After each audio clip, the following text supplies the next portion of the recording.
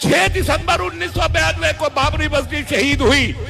मैं इस मुल्क के मीडिया से, इस मुल्क के आरएसएस से, इस मुल्क के फिरका परस्त टोलों से, इस मुल्क के फिस्ताइयों से, इस मुल्क के हुक्मरानों से पूछना चाहता हूं, 6 दिसंबर 1992 को शाम को 5 बजे ऐलान हो जाने के बाद, मस्जिद की शहादत का ऐलान हो जाने के बाद, क्या मुसलमान सड़कों पे निकला था?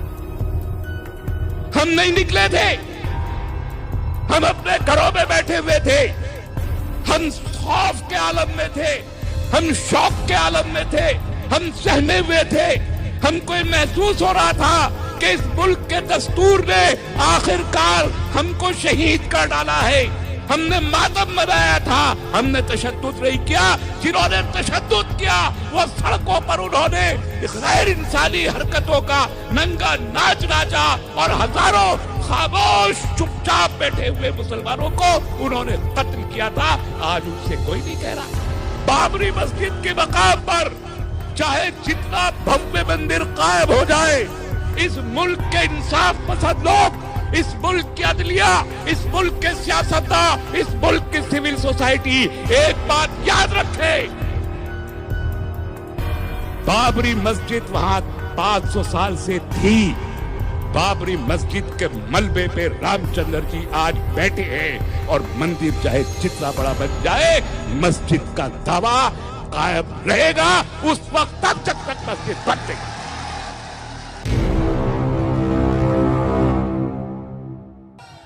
के ताहिर लाहौती, उस रिस्क से मौत अच्छी। ए ताहिर लाहौती, उस रिस्क से मौत अच्छी जिस रिस्क से आती हो परवाज में कोताही। मेरे नबी सल्लल्लाहु अलैहि वसल्लम ने फरमाया था कि तुम्हारी मां ने तुम्हें आजाद चुना है, तो किसमें यह जुर्रत है कि तुम्हें गुलाम बना सके? बेखौफ जियो, बाइज्जत जियो।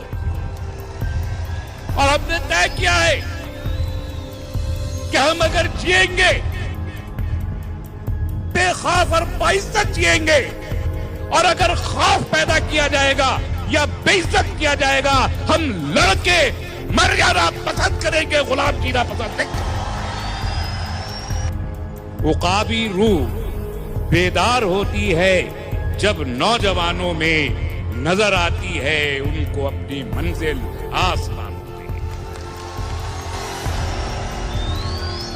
मेरे अजीज तुलबा और तालिबात, मैं कैंपस फ्रंट ऑफ इंडिया को मुबारकबाद देता हूं कि अपनी तश्कील के 10 साल में उन्होंने इस मुल्क के तालीमी इदारों में, यूनिवर्सिटियों में, तुलबा में, तालिबात में और इस मुल्क के ऐवानान हुकूमत में अपना नक्श कायम किया है, अपनी शनाख्त बनाई है और ये साबित किया है कि यहाँ एक अल्टरनेटिव आवाज मौजूद है जिसे बंद नहीं किया जा सकता। अजीजों, उकाबी रूह का क्या मतलब है? उकाब क्या होता है? उकाबी रूह का मतलब यह होता है कि वो उकाब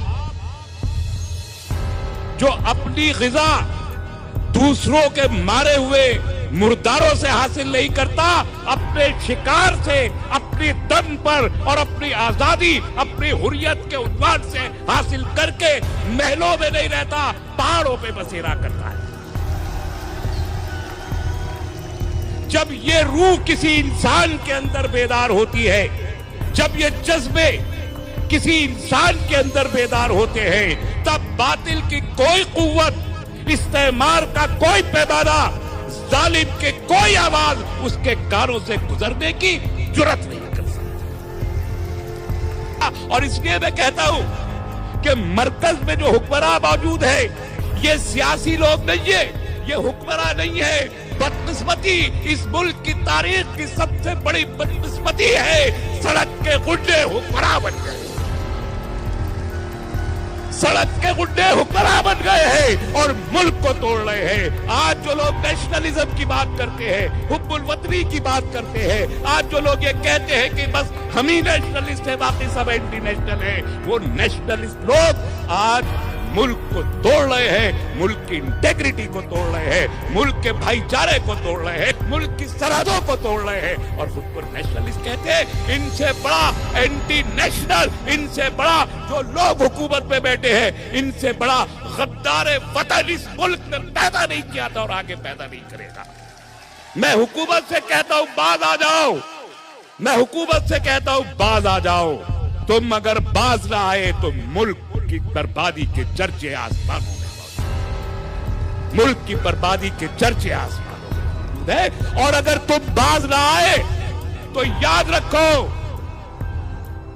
ये सारे नौजवान और इनके पेरेंट्स और इस मुल्क के लाखों करोड़ों लोग आज अभी जिंदा है। तुम्हारा हाथ पकड़ के इक़्तिदार से उतारने को हमारे हाथ बेचैन है और वो दिन दूर नहीं है जब इसी जमहूरी तरीके से हम तुम्हें इक़्तिदार से बेदखल करके अपने मुल्क को,